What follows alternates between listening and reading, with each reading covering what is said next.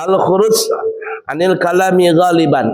Kita akan membahas tentang keluar dari pembahasan kata-kata ghaliban. Ghaliban itu bahasa kita kebiasaannya. Salat itu kan kebiasaan, ada bacaan, ada gerakan.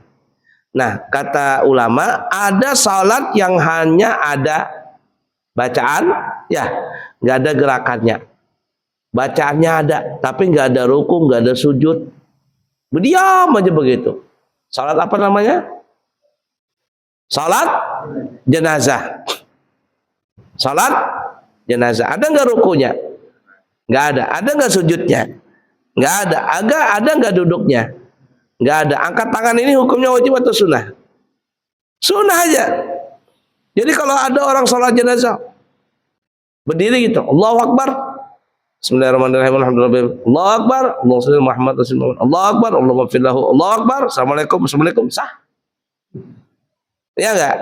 Karena salat jenazah itu cuman hanya ada bacaan, tidak ada gerakan.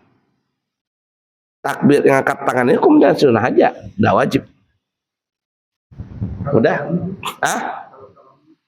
Salamnya wajib. Itu yang kita katakan tadi, salat yang ada bacaannya, tidak ada gerakannya. Bacaannya cuman takbiratul ihram, kemudian takbir pertama Fatihah, setelah takbir kedua shalawat, setelah takbir ketiga doa untuk semayit, setelah takbir keempat sunnah membaca doa. Lalu salam.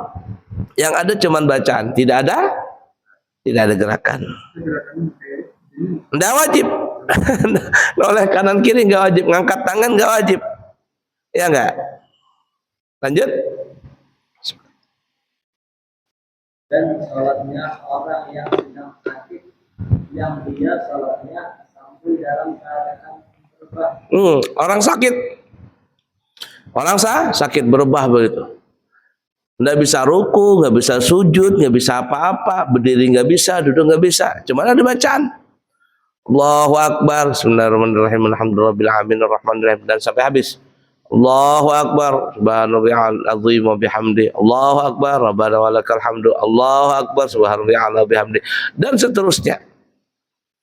Ya, nggak ada gerakannya, yang ada cuman bacaannya. Salatnya sah nggak? Sah. Bagi siapa? Bagi dia yang sedang sakit, yang tidak bisa apa-apa. Tapi bagi kita yang sehat, ya, nggak boleh itu. Aku uyuhnya lah, aku salat sambil berebah aja dah. Allahu Akbar, Allahu Akbar. Uyuh bulik dari begawi, uyuhan. Nggak boleh. Ya, kenapa? Karena kita masih sehat. Udah dipaham? Nah, ini yang disebut keluar daripada kalimat ghaliban tadi. Yang salat ada bacaan tapi nggak ada gerakan. Contohnya salat jenazah dan salat orang yang sakit, yang tidak bisa bergerak-gerak. Hanya ada bacaan, tidak ada gerakan. Lanjut. Dan juga orang yang sholatnya sambil dalam keadaan orang yang diikat di tiang gantungan, diikat. Mungkin dia ditangkap begitu di penjara, diikat di tiang, nggak bisa apa-apa dia. Ya salat sambil berdiri aja. Allahu Akbar, Allahu Akbar, Allahu Akbar. Ada bacaannya, tidak ada gerakan. Jadi ada 3 situ contohnya. Salat jenazah, salat orang yang sakit, dan orang yang sedang dalam kondisi terikat. Ya, baik, lanjut. juga ada sholat yang hanya ada gerakan-gerakan saja, tidak ada bacaan-bacaannya, yaitu seperti sholatnya orang yang bisu. Nah, kebalikannya ada salat cuman hanya ada gerakan, nggak ada bacaannya. Siapa itu? Salatnya orang bisu.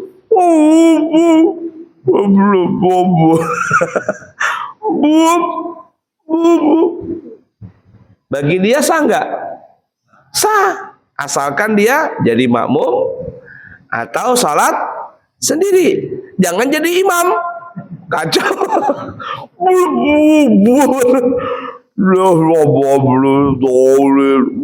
Kata makmum. Ya kecuali kalau sama-sama bisu. Kalau sama-sama bisu ada ulama yang mengatakan dua-duanya sah. Kenapa? Karena selevel, imamnya bisu, makmumnya bisu. Ya, makmumnya bisu, imamnya bisu, makmumnya bisu. Jangankan bisu, mohon maaf ya, bukan menghina ya, sumbing aja tuh nggak boleh jadi imam, kecuali sesama sumbing. Bismillahirrahmanirrahim, sumbing, bukan menghina ya. Nah itu kenapa? Karena nggak jelas bacanya. Sudah sumbing, giginya nggak ada lagi. Nah nggak jelas sudah. Nah itu. Ala kulli hal. Itu sumbing ya. Apalagi bisu. Karena kalau orang bisu itu pasti tuli. Ingatin ya, bisu itu pasti tuli. Tapi kalau tuli belum tentu bisu. Bisu pasti tuli.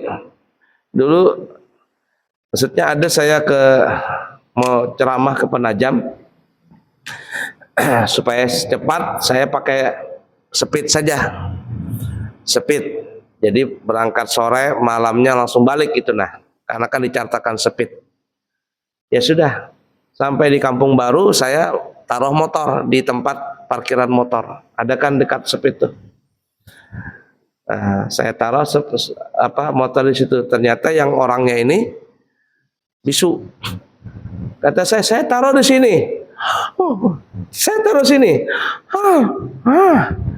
Saya omongin nggak jawab-jawab.